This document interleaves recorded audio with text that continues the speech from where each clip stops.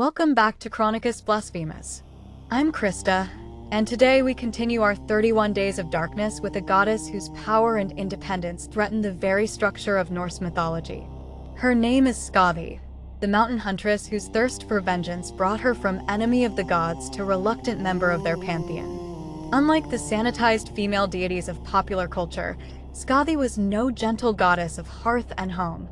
She was a fierce jötunn, what we often mistranslate as giant, who armed herself for war and marched alone into Asgard demanding justice. Her story reveals how powerful female figures were systematically diminished in Norse mythology, their worship suppressed, and their independence reframed as monstrous. Skadi's story begins with blood and vengeance. When the Ullr killed her father Jotzi during their rescue of Ion and her apples of immortality, they expected the matter to end there. But they underestimated the daughter's resolve. Skadi armed herself with weapons of war and traveled alone to Asgard, a remarkable act of courage and defiance. No gates could stop her, no threats could deter her. She demanded blood price for her father's death, either a husband from among the gods or blood vengeance.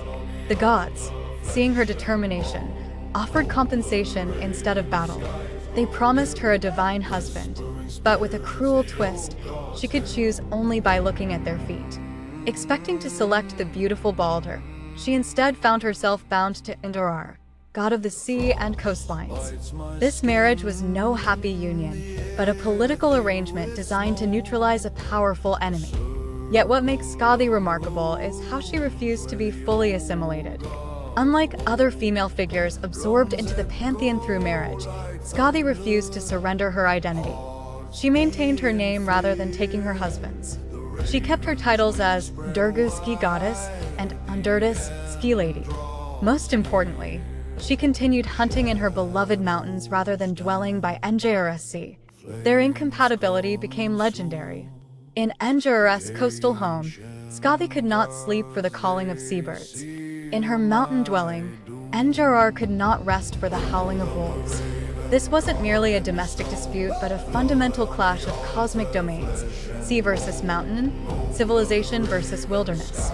Eventually, Skadi negotiated separation from her husband, returning to her mountain home of Rimheim, Thunderhome.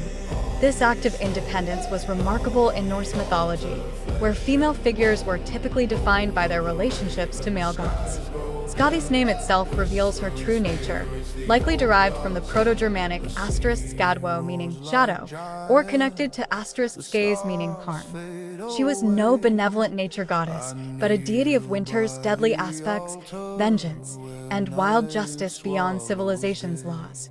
Archaeological evidence suggests her worship remained strong in mountainous regions long after Christianity began suppressing Norse practices. Place names like Skadaberg and Skadevi testify to her enduring influence, particularly in areas where hunting and skiing were essential survival skills. Unlike sanitized modern interpretations, the ancient Skadi demanded blood sacrifice. Her hunting wasn't mere sport, it was a matter of cosmic balance. Those who violated natural laws would find themselves hunted by her wolves or pierced by her unerring arrows. Most telling is her connection to Ullr, yesterday's forgotten god. Both deities of winter, hunting, and skiing, they may have formed an older divine pair that predated the Ullr pantheon.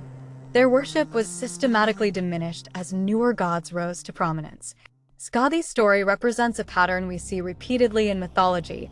Powerful female figures who refuse to conform are either demonized or diminished. Her transition from enemy jötunn to reluctant goddess mirrors how patriarchal systems attempt to neutralize female power by incorporating and controlling it. Yet despite these attempts, Skadi maintained her independence.